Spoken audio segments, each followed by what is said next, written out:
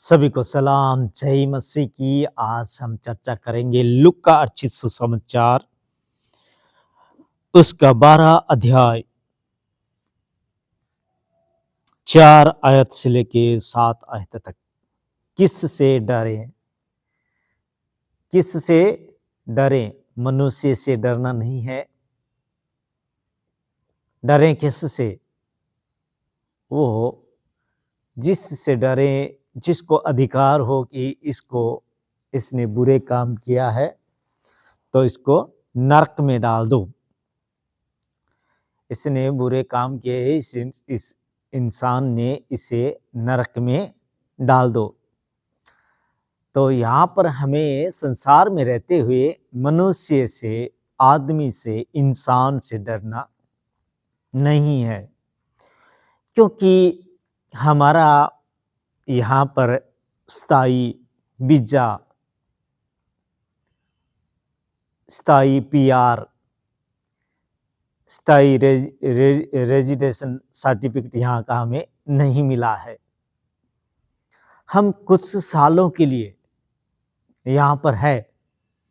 जिस दिन हमारी सांसें जो उस परमेश्वर ने दी है वो खत्म हो जाएगी, और हम यहाँ पर चाहते हुए भी कि हम यहाँ पर और 10 दिन रहना चाहते हैं, अपने प्रियजनों से मिलना चाहते हैं, बेटे से मिलना चाहती है, बेटे से बेटी से मिलना चाहते हैं, लेकिन किसी से मिलने हमें नहीं दिया जाएगा।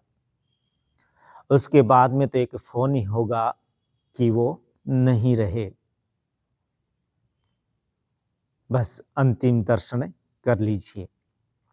तो हमें डरना किससे चाहिए? जिसको अधिकार है कि इस मनुष्य को नरक में डाल दो, जहाँ की आग बुझती नहीं, जहाँ की रोना और दांत पीसना होता है, वहाँ पर इसे डाल दो। तो हमें डरना केवल उससे है, परमेश्वर से डरना है। बाकी हमें किसी से भी डरना नहीं है। तो डरने की बात यहाँ पर हो रही है कि किस से डरे। लूका अर्चित सुसमाचार उसका 12 अध्याय 4 आयत से लेके 7 आयत तक हम मनन करेंगे। ये आपको बाइबल के पेज नंबर 105 नया करार में आपको मिलेगा। आप घर पे जरूर पढ़िए। जब इस धर्मशास्त्र में आप पढ़ेंगे तो परमेश्वर आपसे बातें करेगा। जैसे अभी वचन के द्वारा आपसे बातें हो रही है, ये परमेश्वर कह रहे हैं कि तुम्हें मनुष्य से, इंसान से, आदमी से डरना नहीं है, चाहे वो जितने भी ऊंचा पद वाला हो। अगर वो आपका प्राण भी ले ले तो उससे भी आपको घबराना नहीं है, क्योंकि वह अधिकार उसे परमेश्वर से मिला है कि वो आपका प्राण ले ले। क्योंकि जब पिलातुस ने प्रभु यीशु मसीह से कहा कि देख, अभी मुझे ऐसा अधिकार है कि मैं तेरी प्राण भी ले सकता हूँ, तू क्यों नहीं बोलता? तो प्रभु यीशु मसीह ने कहा, ये भी मेरे पिता की मर्जी है कि तेरा प्राण आज मेरा प्राण लेने के लिए तुझे अधिकार दिया है, इसलिए तू ले सकता है। अगर तुझे इस चीज का अधिकार नहीं होता तो तू नहीं ले सकता था, लेकिन वो मेरा पिता जिसने तुझे ये अधिकार दिया है कि तू मेरा प्राण भी आज ले सकता है।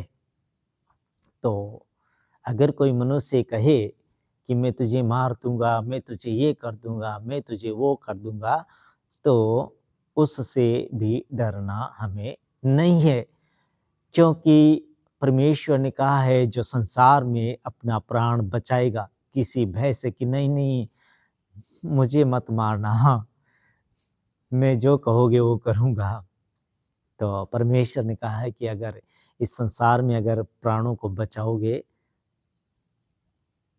तो स्वर्ग में खो दोगे। अगर मेरे नाम के द्वारा तुझे कोई छिता के तेरे प्राण भी ले लेता है तो तू स्वर्ग में पाएगा हमेशा के लिए, क्योंकि हमेशा के लिए रेजिडेंशन सर्टिफिकेट जो है सर का, वो परमेश्वर पिता ही दे सकता है। और इस संडे परसों के संडे में डॉक्टर डेविड सर ने, जो हमारे चर्च के मेंबर है और वो डॉक्टर भी है, उनके पास बहुत सारे लोग उन पे ट्रस्ट करते हैं, उनकी दवाई से आराम आता है। तो उन्होंने एक गीत गाया कि मसीहत में आने के बाद में जो लाख 84 जूनी का यहाँ पर गेड़ नहीं, मतलब अन्य धर्मों में मिलता है कि 1,84,000 जूनी कीड़े मकोड़े, सब कुछ बन के पशु, पक्षी सब कुछ बन के 1,84,000 की जूनी को पार करके उसके बाद में इंसान को वापस इंसानी जन्म मिलता है। लेकिन मसीहत में आने के बाद में ना तो आपको 1,84,000 जूनी को जीना पड़ेगा और ना ही 1,84,000 आपको बार मरना पड़ेगा, क्योंकि अगर 1,84,000 जूनी में आपको जाना पड़ेगा तो 1,84,000 जूनी में आपको मरना भी पड़ेगा। तो क्या आपको ये अच्छा लगता है कि 1,84,000 सारे जीव जंतु बन के और उसके बाद में आपको इंसान बनाया जाए वापस? तो यहाँ पर मसीहत में 1,84,000 जूनी नहीं जीनी पड़ती। यहाँ पर सीधा आपको आने के बाद में सीधा सड़क का रेजिडेंशन सर्टिफिकेट परमेश्वर देने का अटूट वादा करता है। यहाँ पर पवित्र बाइबल अगर आप पढ़ेंगे तो वहाँ पर आपको परमानेंट रेजिडेंशन सर्टिफिकेट आपको परमेश्वर देता है सड़क का। तो क्या आपको पसंद आता है कि आपको रेजिडेंशन सर्टिफिकेट दिया जाए सड़क का? तो अगर आपको परमानेंट रेजिडेंशन सड़क का अगर सर्टिफिकेट चाहिए तो वो मिलेगा आपको मसीहत में आने के बाद में, क्योंकि जो डॉक्टर साहब ने गीत गाया कि 1,84,000 जूनीदा यहाँ कोई गेड़ नहीं, तकदीरें बदल जाती है, देर नहीं लगती। तो परमेश्वर हमसे बहुत प्यार करता है और हर जाति से प्यार करता है। ये नहीं है कि खाली जो मसीह में आए उनसे ही प्यार करता है। परमेश्वर ने एक इंसान को बनाया था, एक नारी को बनाया था, आदम और हवा को बनाया था, उसी के हम सब हैं। हमने पाप किया, उनका हमें लेखा आज हमें भुगतना पड़ रहा है, क्योंकि आज संसार में कोई भी धर्म का इंसान सुखी नहीं है। कोई भी धर्म का इंसान सुखी नहीं है। अगर है तो आप बता दीजिए। तो आज जो मसीहत में आते हैं उनको क्या होता है कि पवित्र बाइबल के द्वारा वहाँ पर रेजिडेंशन सर्टिफिकेट जो है सर का मिलता है। अगर परमेश्वर को जानेंगे, समझेंगे, परमेश्वर से बातें करेंगे, परमेश्वर के गीत गाएंगे, परमेश्वर की स्तुति आराधना करेंगे, तो अगर ऐसे ही आए और ऐसे ही चले गए तो नहीं मिलेगा, क्योंकि परमेश्वर का कलाम कहता है, जब प्रभु यीशु मसीह को किसी ने आके पूछा कि स्वर्ग का राज्य किसके समान है, तो प्रभु यीशु मसीह ने कहा कि एक राजा अपने घर में विवाह रखा और आमंत्रित लोगों से कहा कि आओ विवाह के अंदर में आओ। तो उन्होंने बहाने बनाए कि नहीं, मैं आज जा रहा हूँ खेत में, मैं आज जा रहा हूँ व्यापार में, और मैं अभी नई नई शादी की है। तो जो आमंत्रित लोग थे, जो ऊंचे पद वाले लोग थे, जो धर्मगुरु थे, उनको बुलाया गया, लेकिन उन्होंने अप्रिय जाना और उस विवाह भोज में आना न चाहा, जैसे स्वर्ग में आना ना चाहा। आज आपको भी स्वर्ग का रेजिडेंशन सर्टिफिकेट यहाँ पवित्र बाइबल के द्वारा मिलने वाला है, तो आप सुनिएगा। तो फिर परमेश्वर का कलाम कहता है, प्रभु यीशु मसीह ने कहा कि फिर वो नहीं आए, इसलिए राजा ने कहा, जाओ सड़कों पे जाओ, चौराहों पे जाओ और जाके जो भी आपको मिलता है उन्हें बुला के ले आओ, ताकि विवाह का घर जो है वो अतिथियों से भर जाए, मेहमानों से भर जाए। तो उन्होंने क्या किया, फिर अंधे, लूले, लंगड़े जो भी थे, गरीब, लाचार, दबे हुए, कुचले, मोहताज जो भी थे, उनको सबको बुला के ले आए और विवाह का घर भर गया अतिथियों से। तब वहाँ पर क्या हुआ था, एक ऐसा जन आ गया जिसने विवाह के वस्त्र नहीं पहने हुए थे। विवाह में तो आ गया, लेकिन विवाह के वस्त्र पहने हुए नहीं था। तो राजा जब अपने मेहमानों को देखने के लिए उस जहाँ पे मेहमान रुके हुए थे आके देखा, तो एक मनुष्य ऐसा दिखा जिसके वस्त्र पहने हुए नहीं थे। तो उस राजा ने कहा कि हे मित्र, तू विवाह के वस्त्र पहन के क्यों नहीं आया? तो वह चुप रहा, कुछ नहीं बोला।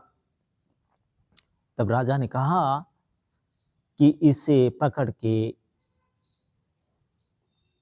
जहाँ पे रोना और दांत का पीसना हो वहाँ पर डाल दो। क्यों डाल दो? क्योंकि उसके पास वचन नहीं थे, और वचन हमें मिलेंगे पवित्र बाइबल पढ़ने से, वचन हमें मिलेंगे। और परमेश्वर का कलाम कहता है कि अपनी हृदय रूपी पट्टियों के ऊपर इन वचनों को लिख लो। हमारी स्किन के ऊपर लिख लो, ये नहीं कहा, अपनी हृदय रूपी पट्टियों के ऊपर लिख लो। जब हम ये फिजिकली शरीर यहाँ से छोड़कर जाएंगे तो क्या होगा कि जो हमारी आत्मा, हृदय रूपी जो आत्मा इस शरीर के अंदर है, माटी के पुतले के अंदर है, यह आत्मा मरती नहीं है, ये अमर है। तो क्या होगा कि जब इस शरीर से आत्मा निकलेगी तो वहाँ पर वचन दिखाई देंगे। अगर वचन दिखाई देंगे तो क्या होगा कि एक अराउंड सर्कल बन जाएगा, वाइट सर्कल बन जाएगा परमेश्वर का, गोलाकार, और उस सर्कल के अंदर चलेगा तो वहाँ पर वचन दिखाई देंगे, वचन दिखाई देंगे, और ऐसा सर्कल बन जाएगा वचनों का, जो अगर हमें याद होंगे तो उस विवाह में आए हुए बिना वस्त्र पहने हुए इंसान को बाहर निकाल दिया। क्यों निकाल दिया?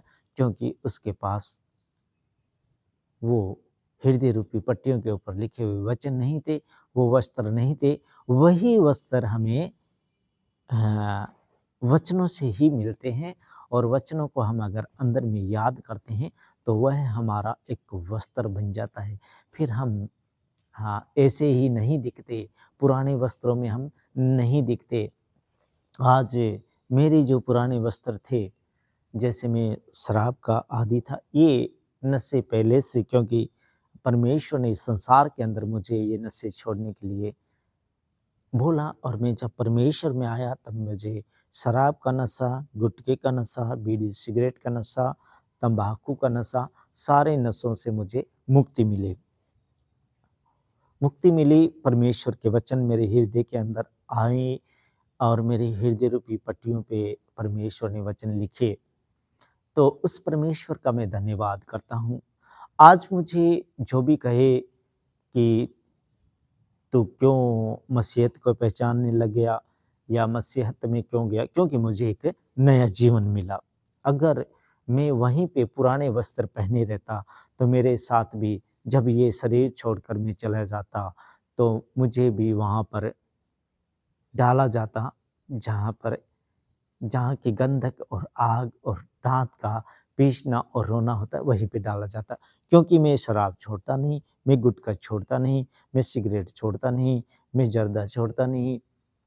तो क्या होता, मैं परमेश्वर के नाम लेने वाला कभी नहीं बनता। क्योंकि अगर हमारे मुंह के अंदर में गलत चीज़ों का सेवन, गलत चीज़ें अगर हमारे मुंह के अंदर रहेगी, तो क्या होगा कि हम अगर परमेश्वर का नाम, भगवान का नाम भी लेंगे, तो वो हमारे इर्द-गिर्द नहीं आएगा। क्यों नहीं आएगा? क्योंकि हमारे मुँह के अंदर गंदी चीज़ है, जो शैतान की दी हुई चीज़ है, वो हमारे मुँह के अंदर है, और हम वहाँ पर एक प्योरिटी के सागर को अगर वहाँ पर पुकारेंगे, तो वह हम गुनाहगार हो रहे हैं वहाँ पर। तो परमेश्वर कहता है कि आप विवाह के वस्त्र पहनो, और यहाँ पर परमेश्वर कहता है कि किस से डरें। तो बातें हो गई बहुत सारी, तो अब चलते हैं वचन की तरफ। तो हमें वस्त्र पहनने हैं, वचनों के वस्त्र। तो मैं आशा करता हूँ आप सभी वचनों के वस्त्र पहनेंगे। तो आप प्ले स्टोर से पवित्र बाइबल को डाउनलोड कर सकते हैं, और वहाँ पर आप धीरे-धीरे करके पढ़ सकते हैं। तो आइए चलते हैं हम कलाम की तरफ, परमेश्वर के वचन की तरफ। मैं तुमसे जो मेरे मित्र हो कहता हूँ कि जो शरीर को घात करते हैं परंतु उसके पीछे और कुछ नहीं कर सकते, उनसे मत डरो। परमेश्वर का वचन कह रहा है, मैं तुमसे जो मेरे मित्र हो, परमेश्वर ने अपना मित्र हमें कहा है, जो मेरे मित्र हो, परमेश्वर ने कहा है, प्योरिटी के सागर ने कहा है। 4 आयत कहती है, मैं तुमसे जो मेरे मित्र हो कहता हूँ कि जो शरीर को घात करते हैं, जो इस फिजिकली शरीर को अगर आपको गोली मार देते हैं, आपको तलवार से मार देते हैं, आपको कुल्हाड़ी बर्छी से मार देते हैं, शरीर को घात करते हैं, परंतु उसके पीछे और कुछ नहीं कर सकते। उसके पीछे और कुछ नहीं कर सकते, क्योंकि आत्मा अमर है। अगर इस शरीर को आप मार डालोगे, कुछ नहीं फर्क पड़ता, क्योंकि आत्मा अमर है। और डरना किससे है? आत्मा, जिसको उस आत्मा पे अधिकार है कि इस आत्मा को हमेशा हमेशा के लिए नरक में डाल दो, उससे डरना है। इस चीज से नहीं डरना कि ये 10 साल का जीवन, ये 20 साल का जीवन, ये 30 साल का जीवन जो समाप्त हो जाएगा, या मेरे बच्चे क्या करेंगे, या मेरी वाइफ क्या करेगी, इनसे डरना बिल्कुल भी नहीं है। क्योंकि परमेश्वर का वचन कहता है, मैं तुमसे जो मेरे मित्र हो कहता हूँ कि जो शरीर को घात करते हैं परंतु उसके पीछे और कुछ नहीं कर सकते, उनसे मत डरो, उनसे मत डरो। मैं तुम्हें चिताता हूँ कि तुम्हें किससे डरना चाहिए। 5 आयत कहती है कि मैं तुम्हें चिताता हूँ, मैं तुम्हें बताता हूँ कि तुम्हें किससे डरना चाहिए। घात करने के बाद जिसको नरक में डालने का अधिकार है, उसी से डरो। घात करने के बाद में जिसको नरक में डालने का अधिकार है,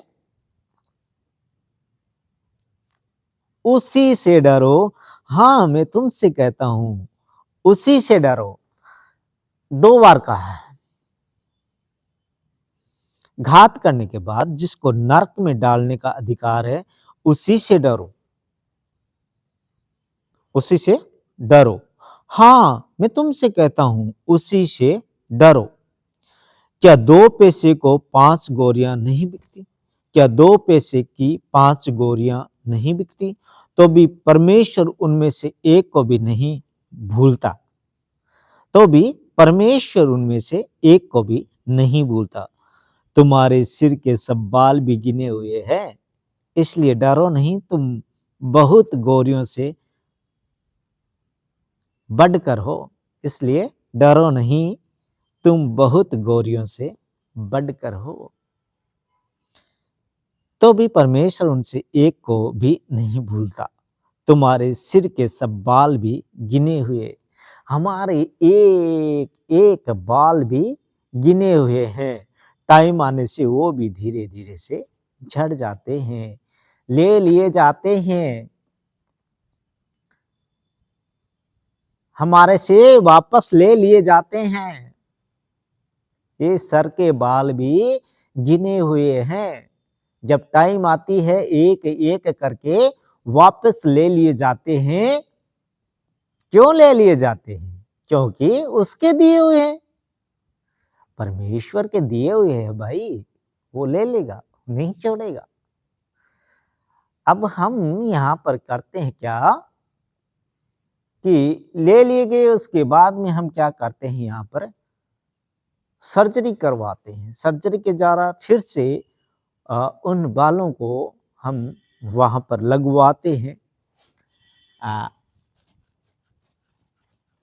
अलग अलग स्थानों से उन बालों को लेके वहाँ पर लगाया जाता है और फिर से वो कुछ सालों के लिए दिखते हैं, जहाँ पर हम बहुत सारे खर्चा करते हैं और फिर धीरे-धीरे करके फिर ले लिए जाते हैं। तो परमेश्वर का कलाम कहते हैं, तुम्हारे सिर के सब बाल भी गिने हुए हैं, इसलिए डरो नहीं, तुम बहुत गौरियों से बढ़कर हो। क्या 2 पैसे की 5 गौरियां नहीं बिकती? तभी परमेश्वर उनमें से एक को भी नहीं भूलता। तुम्हारे सिर के सब बाल भी गिने हुए हैं, इसलिए डरो नहीं, तुम बहुत गौरियों से बढ़कर हो। खुदावंद का कलाम, परमेश्वर का वचन, पिता का वचन जो हमसे बातें करता है, तो पिता परमेश्वर का बात करने का तरीका बहुत ही अच्छा है। वो हमारे मनों को भाता है, हमारे जीवनों में काम करता है। परमेश्वर कहता है कि जो आपका शरीर नाश कर दे, कोई गोली मार दे, कोई तलवार से मार दे, कोई बर्छी भल्ले से मार दे, कोई ढा कपट करके मार दे, तो इससे ज्यादा वो कुछ नहीं कर सकता। इससे ज्यादा वो कुछ नहीं कर सकता, क्योंकि घात करने के बाद में उसको नरक में डालने का भी अधिकार है। उससे डरो। और ऐसी ज्वाला है मेरे भाइयों, मेरी बहनों, जो कि लाजर और धनवान की स्टोरी में बताया जाता है कि पिता अब्राहम की गोद में लाजर को देख के और वो धनवान जो नरक में अंधलोक में डाला गया था, तो वहां पर वो इसे रिक्वेस्ट कर रहा है अब्राहम से कि हे पिता अब्राहम, मैं इसी ज्वाला में तड़प रहा हूं, क्यों ना तू इस लाजर को, जिसके संसार में रहते हुए वो धनवान व्यक्ति, उसको कभी अच्छा खाना नहीं दिया, कभी उसकी शुद्धि नहीं ली, अगर वो एक दिन भी ऐसा जान लेता कि परमेश्वर का ख्याल उसके मन में आ जाता और वो लाजर को एक दिन भी अच्छा खाना खिला देता, तो वह उस ज्वाला से, उस आग की गंधक से बच जाता। लेकिन उसके मन में ऐसा ख्याल नहीं आया और देखो वह मरा और अंधलोक में डाला गया। अंधलोक में पड़े हुए आंखें उठाई और पिता अब्राहम की गोद में लाजर को देखकर कहता है कि हे पिता अब्राहम, लाजर को भेज कि मेरी अंगुली का शीरा पानी में भिगो के और मेरी जीभ को ठंडी करे, कि मैं इसी ज्वाला में तड़प रहा हूँ। तो मेरे भाइयों, मेरी बहनों, कहीं ऐसा मत सोचना कि हमें पीड़ा इस शरीर के फिजिकली बॉडी को ही पीड़ा होती है, आत्मा को भी पीड़ा होती है। तो परमेश्वर का वचन आज कहा है कि किससे डरना चाहिए? तो परमेश्वर से डरना चाहिए, हमें इंसानों से डरना नहीं है। क्योंकि इंसान, परमेश्वर कहता है कि तुम्हारा ज़्यादा से ज़्यादा वो क्या करेंगे, तुम्हारे शरीर को मौत के हवाले कर देंगे, बस इससे ज़्यादा कुछ नहीं है उनके पास। तुम मर गए, तुम्हारे शरीर को दफना देंगे, उसके बाद में इससे ज़्यादा वो कुछ नहीं कर पाएंगे, लेकिन डरो उससे जो घात किए हुए को नरक में डाल दे और हमेशा हमेशा के लिए डाल दे। तो उससे डरना है, नहीं डरना हमें इंसानों से, परमेश्वर से डरना है, जिसने हमें बनाया है, जिसने हमें रचा है, उससे डरना चाहिए, क्योंकि वो कहते हैं मैं तुम्हें आदि से जानता हूँ। तो आदि से जानने वाले से डरना है। और वहां पर क्या कहते हैं कि अंधलोक में जब वो धनवान कह रहे कि लाजर को भेज दे, लेकिन वहां पर पिता अब्राहम, आर्गुमेंट हो रही है दोनों की, लेकिन पिता अब्राहम वहां पर कह रहा है कि ये नहीं हो सकता है, क्योंकि ऐसा गहरा खाई, गहरा गड़ा, स्वर्ग की और नरक के बीचों बीच ऐसा गड्ढा ठहराया गया है कि ना तो नरक वाले इधर स्वर्ग की तरफ आ सकते हैं और ना स्वर्ग वाले उस तरफ जा सकते हैं। कुछ नहीं हो सकता। तो हमें यहाँ संसार के अंदर डरते हुए तौबा करना चाहिए, पश्चाताप करना चाहिए खुदावंद से, परमेश्वर से। तो इस वचन को मैं यहाँ देता हूँ विराम और मांगता हूँ हमारे उद्धारकर्ता और मुक्तिदाता मसीह यीशु के नाम, आमीन। खुदा का शुक्र हो।